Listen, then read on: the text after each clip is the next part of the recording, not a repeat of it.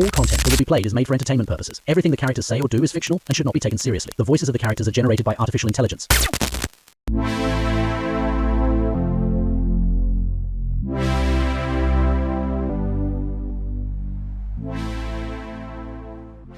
Hey, welcome to the first episode of the UBC podcast. Today we're kicking off the pilot episode of this show, and as our guest we have none other than Lex Vandergrave, candidate for the presidency of United Blocks of Craftia. How are you, Lex? Good afternoon, Simon. I'm doing well, and I'm happy to be here on the pilot episode of the UBC podcast. Glad to hear that. Let's start with a brief introduction in case someone doesn't know who you are. Could you introduce yourself? Of course. Well, I was born in this city, into a modest family. My father was a blacksmith, and my mother a farmer. In fact, my mother worked with the Granger brothers. Oh, really? Yes, she helped the brothers a lot in building their business. I guess I got my business sense from her. Anyway, as the years went by, I started working for my father. I took advantage of the tools we made to hire workers, and eventually when the city needed a town hall, I seized the opportunity and put together a construction team. That's how I got involved in important city projects, and over time, I built my mansion and my fortune. Now, I'm running as a candidate to help the city progress. Let's talk about that a bit. I think a couple of things in your proposal caught everyone's attention. Let's start with factories and taxes. Yeah, it's pretty simple. We just implement a small tax in gold for the people, something small,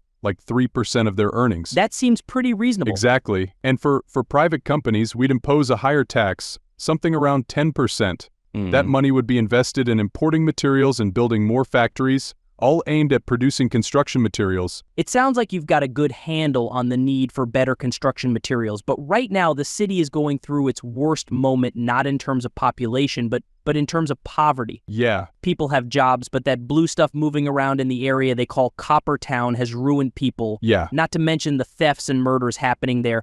What would you do about that as president? That's a complex issue. First, I think you're mistaken in saying that there's work for everyone. Yes, we live in an area rich in raw materials which allows people to exploit them, but that doesn't mean there's actual employment. The Coppertown area is poorly planned since it's located far from UBC's main mines and farms. However, it's perfectly situated near a neighboring village, which could be used to trade materials. So, what I would do with the people in that area is give them more jobs. We'd build factories there where young people could work and get off the streets. That sounds like an interesting proposal, but there would still be people who don't work and get involved in the blue stuff business.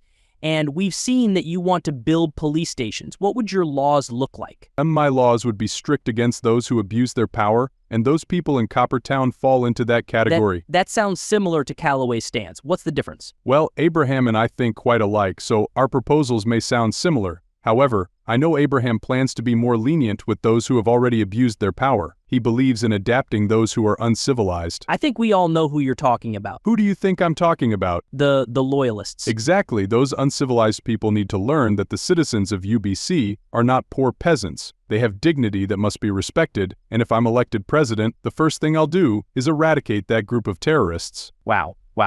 Those are strong words. I hate the Loyalists. All they do is manipulate the people to bend them to their will. You're very determined. And the idea of a mysterious hermit in a tower giving orders to an armed group is going to end. I'm going to order the arrest of that person to ensure they don't continue their operations. Well, it's obvious that they don't believe in democracy, so I guess they'll resist a possible arrest. I'm sorry if that's the case, but they'll have to respect the will of the people and obey. If they don't want to surrender, there will be war. What will you do with the entire area? What will you do with their base of operations and training facilities? We'll rebuild it into a commercial center. The houses can stay, and the church too, as long as it's not used as a base for illegal activities. So you wouldn't be against the Loyalists spreading their beliefs? Of course not. People are free to believe whatever they want, as long as it doesn't interfere with the law. Well, Lex, it seems you've made it clear that the Loyalists won't remain free.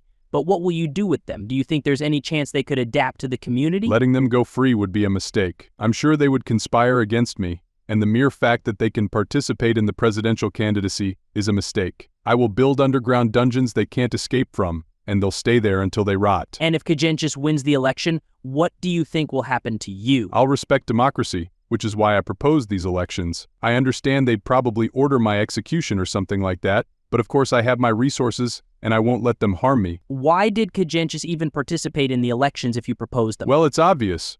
Despite being criminals, they are still very powerful, and Abraham, along with the Granger brothers, thought it would be fair to invite them to the election meeting. After all, the most important people in the city were present, and who was I to deny them the opportunity? And if Calloway wins, do you have any information on what he would do with the Loyalists? Of course I do, but I prefer not to give too much information without the Calloway family present. But I can tell you this, the Loyalists wouldn't have enough power to do anything to me. And if Abraham is elected, I would still be more powerful than those terrorists. I assume you'd continue with your company. Absolutely. Besides, Abraham is proposing the same gold-based banking system, which would be perfect for a good business. Tell me a bit more about that. Up until now, the city's market and economy haven't been regulated in any way, and bartering has been the main form of trade. How would gold work? That's exactly why we need to regulate the market. Gold would simply be used to establish a common currency, meaning that's how taxes and salaries would be paid. People could still barter, but it would likely become obsolete over time. But gold is a hard-to-obtain resource for, say, a farmer.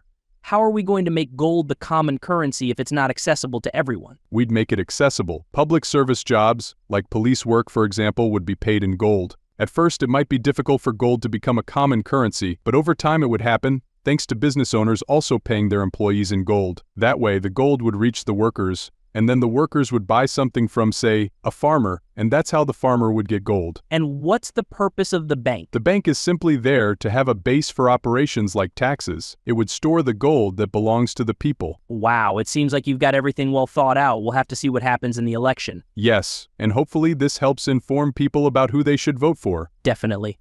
Well, we'll wrap up today's episode here. This was the pilot episode of the UBC podcast. We'll have more episodes with a variety of interesting guests. We say goodbye and see you next time. This was Simon Smith from UBC Podcast. Bye, see you.